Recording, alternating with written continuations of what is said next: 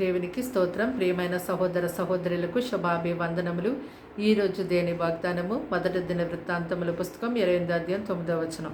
కుమారుడని తండ్రి యొక్క దేవుడైన యెహోవా అందరి హృదయములను పరిశోధించువాడును, ఆలోచనలన్నిటినీ సంకల్పములన్నిటినీ ఎరిగినవాడునై ఉన్నాడు.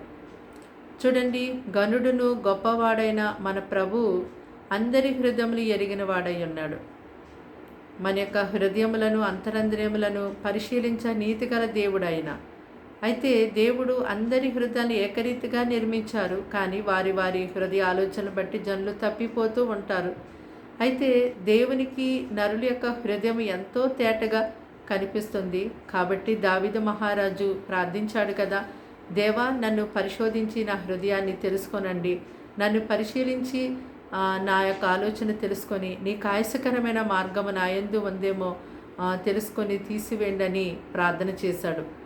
అయితే దేవుని ప్రజలుగా ఉన్నటువంటి వారందరూ కూడా, ఈ లోక జనులందరూ కూడా, మరి ప్రతి ఒక్కరు కూడా మా హృదయ ఆలోచన ఎవరికి తెలియదు అనుకునే వారిగా ఉంటారు. కానీ అందరి హృదయములు దేవునికి తేటగా కనిపిస్తూ ఉన్నాయి.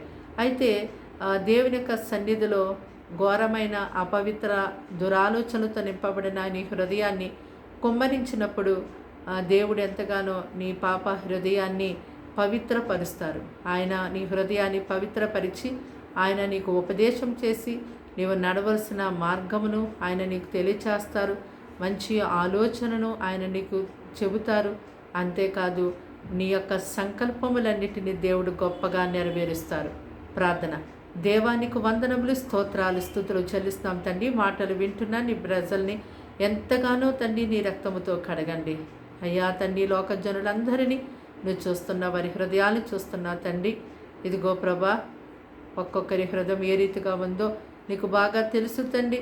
ఘోరమైన పాప హృదయంతో నింపబడి ఎంతో నీ ఆశీర్వాదములు పోగొట్టుకునే స్థితిలో ఉన్నారేమో అయ్యా. ప్రభా తండ్రి నీకు స్తోత్రాలు. ప్రతి ఒక్క బిడ్డ తమ హృదయాలను నీ సన్నిధిలో కుమ్మరించి ఆ యొక్క ఘోరమైనటువంటి స్థితి నుంచి విడుదల పొందుకునే భాగ్యాన్ని దయచేయండి అయ్యా. నీ ప్రజల యొక్క హృదయాన్ని పవిత్రపరచండి అయ్యా. తండ్రి వారి యొక్క మంచి హృదయంగా వారి హృదయాన్ని మార్చండి నాయన. వారికి నీ ఆలోచన చెప్పండి, ఉపదేశం చేయండి, వారి సంకల్పములన్నిటినీ నెరవేర్చండి ప్రభా. నీ స్తోత్రములు. వారికి తోడై ఉండండి, వారిని వారి పిల్లల్ని గొప్పగా పోషించండి అయ్యా. నీకు వందనాలు, స్తోత్రాలు. ఈ దినమంతా కూడా ప్రత్యేకమైన నీ కాపుదల, నీ సహాయం, నీ సన్నిధి ఎంతో తోడుగా ఉంచి నడిపించి కృప చూపించమని సమస్తాన్ని నీకు అప్పగిస్తున్నాం. కీడు శోధన అపాలించి దినమంతా బిడ్డను తప్పించి కాచి కాపాడమని యేసు నామమున ప్రార్థన వినంతో సమర్పించి అడిగి వేడుకుంటున్నాం తండ్రి.